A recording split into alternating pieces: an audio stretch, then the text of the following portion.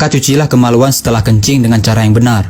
Perlu diingat, ini bukan masalah sepele, sebab ada banyak orang yang disiksa di dalam kubur hanya karena tidak benar ketika cebok setelah kencing. Seringkali kita merasa telah mencuci kemaluan kita dengan bersih dan benar. Bersih belum tentu benar. Hal ini sangat penting agar amal ibadah kita diterima oleh Allah Subhanahu wa Ta'ala. Terutama, solat kita tidak akan diterima oleh Allah jika kemaluan bekas kencing kita tidak benar-benar suci saat kita cebok. Dari Abdullah bin Abbas radhiyallahu anhu, dia berkata, Nabi Muhammad SAW melewati dua kuburan, lalu beliau bersabda, sesungguhnya kedua mayit di dalam kubur ini disiksa, dan tidaklah keduanya disiksa dalam perkara yang berat untuk ditinggalkan. Jenazah yang pertama, dia disiksa karena dulu tidak bersih ketika cebok dari buang air kecil. Adapun jenazah yang kedua disiksa karena dia dulu sering melakukan namimah atau adu domba. Kemudian beliau SAW mengambil sebuah pelepah kurma yang basah, lalu membaginya menjadi dua. Kemudian Rasulullah SAW menancapkan satu pelepah pada setiap kubur itu. Para sahabat bertanya, wahai Rasulullah, kenapa Anda melakukan itu? Beliau menjawab, semoga Allah meringankan siksa kubur keduanya selama pelepah kurma ini belum kering. Hadis riwayat Bukhari dan Muslim. Banyak orang yang merasa ibadah mereka sudah bagus, tetapi sebenarnya masih tidak terlepas dari ancaman azab api neraka hanya karena tidak benar dalam mencuci kemaluannya setelah kencing.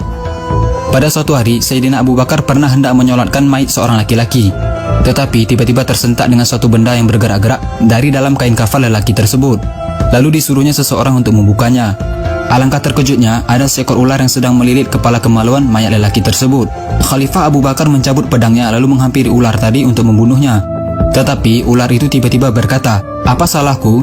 Karena aku diutus oleh Allah untuk menjalankan tugas yang diperintahkannya. Setelah diselidiki perbuatan laki-laki tersebut semasa hidupnya, ternyata dia merupakan orang yang menyepelekan dalam hal menyucikan kemaluannya setelah selesai membuang air kecil atau kencing. Jadi sebenarnya bagaimana sih caranya membersihkan kemaluan kita dengan benar? Lelaki dan wanita berbeda caranya. Bukan hanya sekedar dibasuh dengan air dan asal-asalan begitu saja. Cara cebok yang benar untuk laki-laki adalah setelah membuang air kecil disunahkan untuk berdehem 3 kali, yaitu supaya air kencing betul-betul sudah habis keluar. Setelah itu, urutlah kemaluan dari pangkal hingga ujung beberapa kali dengan menggunakan tangan kiri, agar tidak ada lagi air kencing yang tertinggal di dalam saluran. Kemudian basuhlah kemaluan dengan air sampai bersih. Dan cara cebok yang benar untuk perempuan, silahkan kalian bisa bertanya kepada ustazah terdekat, agar tidak salah lagi saat cebok dan malah mendapatkan siksa kubur. Sudah benarkah cara membersihkan kemaluan kita selama ini? Kalau belum benar, mari sama-sama kita betulkan agar kita terhindar dari siksa kubur dan siksa neraka. Karena telah dijanjikan neraka bagi mereka yang tidak istibro, yaitu orang-orang yang tidak menyucikan dirinya dengan sempurna, baik itu hadas kecil maupun hadas besar. Rasulullah SAW bersabda, barang siapa yang menyampaikan satu ilmu saja dan ada orang yang mengamalkannya, maka walaupun yang menyampaikannya sudah meninggal, maka dia akan tetap mendapatkan pahala.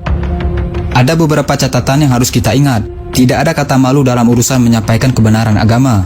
Dan jangan beranggapan ilmu fikih itu jorok, karena ilmu fikih itu menjelaskan sedetail-detailnya demi menyelamatkan kita dari siksa kubur dan siksa neraka, hanya karena masalah sepele, yaitu tidak bersih ketika cebok. Na'udzubillah min zalik. Yuk kita lebih memperhatikan lagi saat cebok, agar kita terhindar dari siksa kubur dan siksa neraka. Amin.